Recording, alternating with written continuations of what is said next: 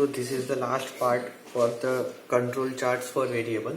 So there are two parameters which we can use to interpret from the charts, which can evaluate the performance of our control chart. So one is the operating characteristic curve and another is the ARL, which is average length, run length. So how can we make the OC curve is, so the x-axis is the shift from the mean. So our mean are here, and how far the mean has been shifted from our aim. So shift in mean with respect to the goal or the ideal mean.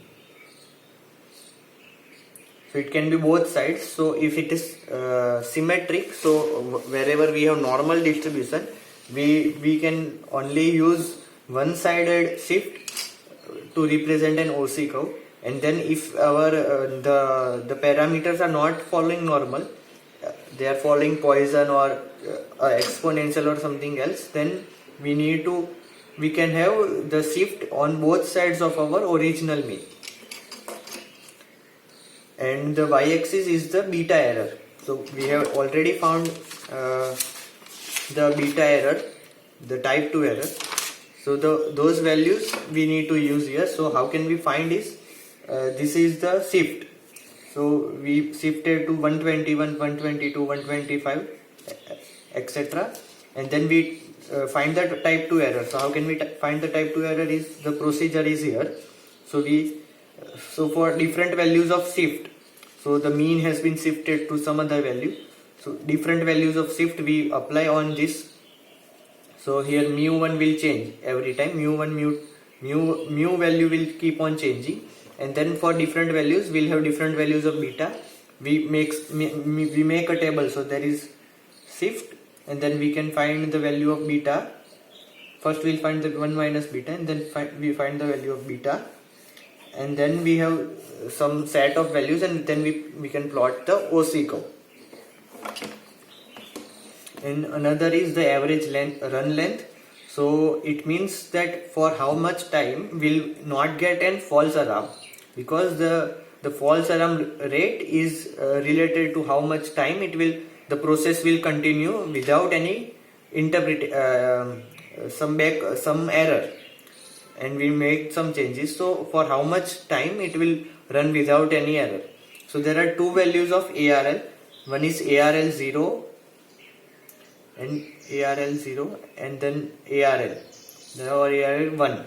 So ARL means the 1 by PD. So ARL 0. So ARL 0 is 1 by, so it's defined by 1 by probability of detecting an error. So PD is the probability of detection of an error as out of control when it is in control. So again we can find the probability of detection. Very simple. How can we detect it?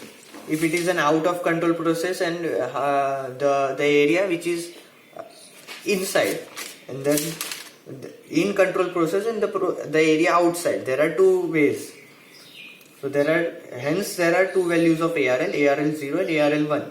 So ARL 0 is associated with no shift, and ARL 1 is associated when there is a shift. So the formulas are here. 1 by PD is equal to 1 by alpha for ARL 0, and for ARL 1 it is 1 by PD is equal to 1 by 1 minus alpha. And for ARL 0, high value of so we want a low value of alpha. So there are low values of alpha, so ARL 0 will be higher.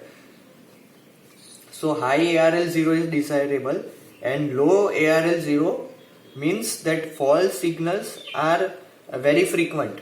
They are every now and then. So ARL denotes required number of samples on average to detect an out of control signal. This is the derivation, that ARL is equal to 1 by PD. It is not required. So PD is probability to correctly detect the shift. So beta is called as the power of the test. This is an extra knowledge. So for a standard value of 3 sigma control limits, alpha value is 0.0026 and ARL 0 will be 385. So till 385 samples will not detect any false alarm itself. And for ARL 1, low value of ARL 1 is not desirable for smooth company. So generally we have large values of beta, 1 minus beta is small, and hence again ARL 1 will be large. So when ARL 1 high is preferred. So when ARL 1 is low, we quickly get a signal of process getting out of control, and low value of ARL 1 is desirable because we want, so there is already a shift, so we want to detect the shift as early as possible. And then alpha, this is the false alarm rate, so we do not want a false alarm, so there should be a very high value of ARL 0, and then when there is already a shift, there should be minimum number of runs before which we should be able to detect the error. So low value of ARL is good for us. And there is some small concept of process capability. So it is used to check if the process is under control, in control, or more than control, or we can say perfectly control, under control, or more than capable. So perfectly capable, under capable, more than capable.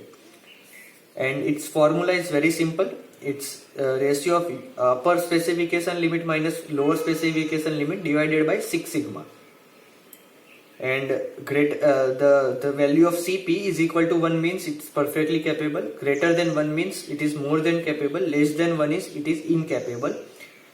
And one term which is P is the percentage of specification band. So we have X bar, we have control limits, and then we have specification limits.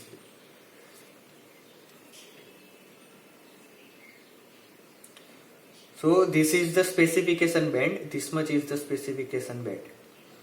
So it is the percentage of specification band that process use up. So if it is using up this much, so we'll have a percentage lesser than 1, and accordingly more than 1. So the formula is 1 by Cp into 100, and the value comes in percentage.